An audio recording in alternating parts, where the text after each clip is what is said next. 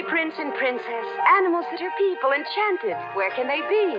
Witches on their broomsticks way up high they sail. Over big bad wolves on each hill and dale in a fairy tale. Fly away to magic lands of fantasy. Sail to those enchanted lands across the sea.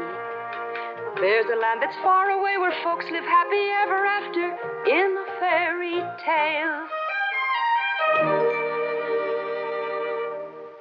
From Arabian Nights, the tale of Aladdin and his wonderful lamp.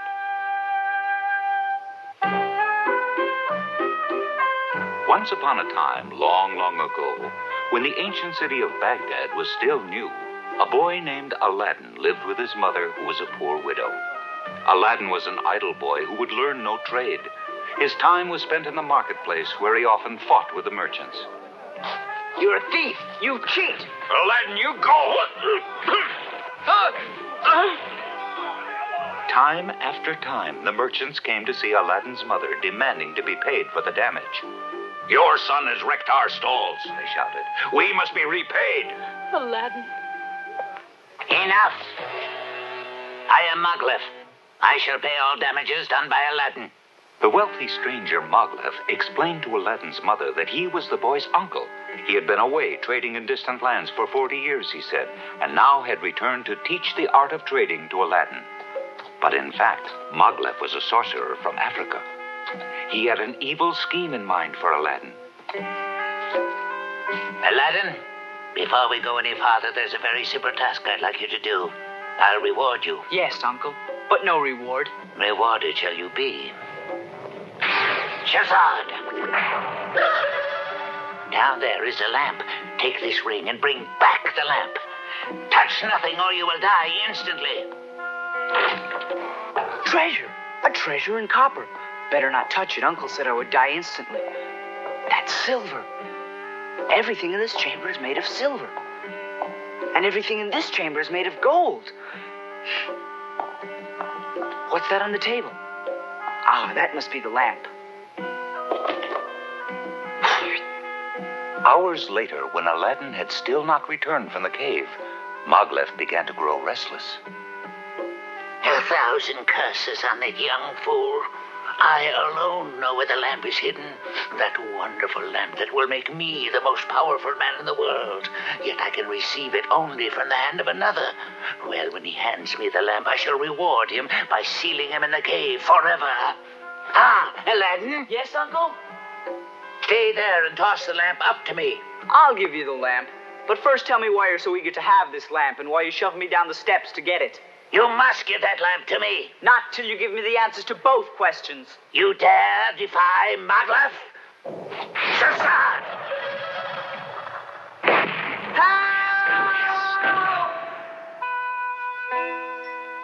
For 2 days, Aladdin remained in the dark, crying, lamenting. Then he clasped his hands in prayer. Look after my mother, who has no one to take care of her. He rubbed the ring Maghlef had forgotten. Where'd you come from? Who are you? What wouldst thou with me? I am the slave of the ring and will obey thee in all things. Thy wish is my command, master. Ah, slave of the ring. Well, if my every wish really is your command, I wish I were out of this cave and back home with my mother. 'Tis done, my master. In a twinkling, Aladdin was home. Aladdin! He told his mother everything and showed her the mysterious lamp. How dusty. As he went to clean the lamp... Greetings, my master. I am the all-powerful genie of the lamp. What is your command, sire? Well, I'd like my mother to be able to live comfortably. Bring us gold. As you command, sire, be it so.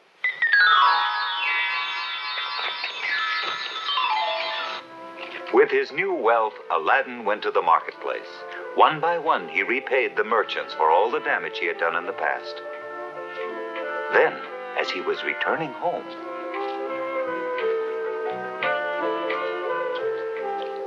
one look at the princess, and Aladdin fell hopelessly in love. He grew feverish and went home raving about the princess's beauty, vowing that he would marry her. He persuaded his mother to go to the palace and see the princess's father, the Sultan, bearing a gift requested of the genie to please the Sultan. So please, Your Majesty, my son Aladdin wishes to marry the princess. 'Tis a most worthy ambition for a poor boy of the streets, to be sure, but how can such a poor boy support a princess? He sends you this gift. Let the ceremony take place today.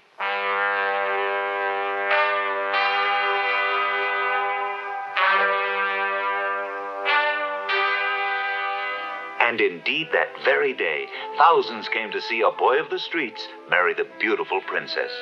For she had quickly fallen as much in love with him as he had with her. The parents of the bride thought their daughter had married well. The groom's mother could scarcely believe it. Not far from the Sultan's palace, Aladdin ordered the genie to build him a palace. It proved to be a world's wonder. Never were a boy and girl happier. Then, while Aladdin was away...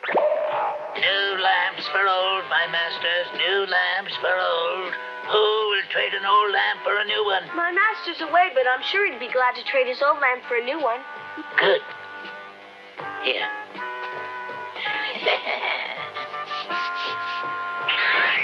You summoned me, Master. Command me.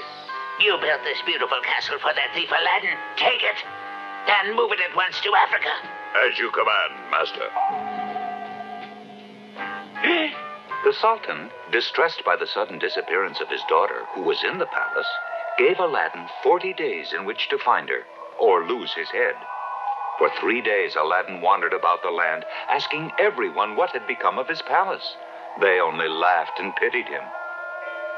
At last, he came to a river. In his grief, he thought of throwing himself in, and clasped his hands for a moment in prayer.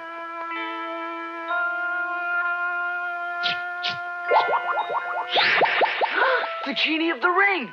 Genie, take me to wherever it is that my palace has been moved. The genie flew to Africa, land of the sorcerer Moglet. There was Aladdin's palace. Princess! Aladdin! Moglet had told the princess that Aladdin, powerless without his lamp, had been beheaded by the Sultan.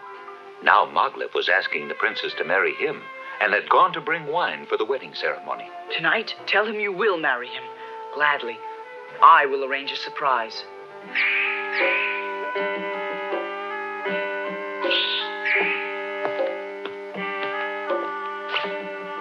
How lovely you look tonight. Moglet, I've been considering the marriage. Oh, say that I've won your heart. Since Aladdin is dead, and my tears can't bring him back, I will marry you. You'll marry me, princess? I'm the luckiest man in the world.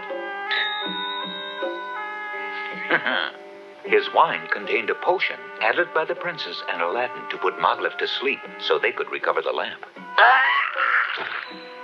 Moglet, I've come for the lamp. The potion had little effect on the sorcerer. Aladdin, the lamp!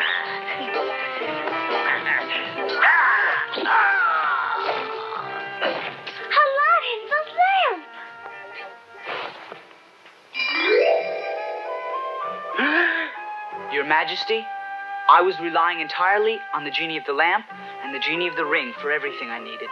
I realize now that to have done that was a mistake. I intend to work hard from now on to earn the things we need.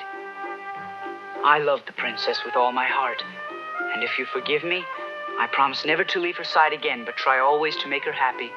Ha! The boy speaks like a prince. You're worthy of my throne, Aladdin.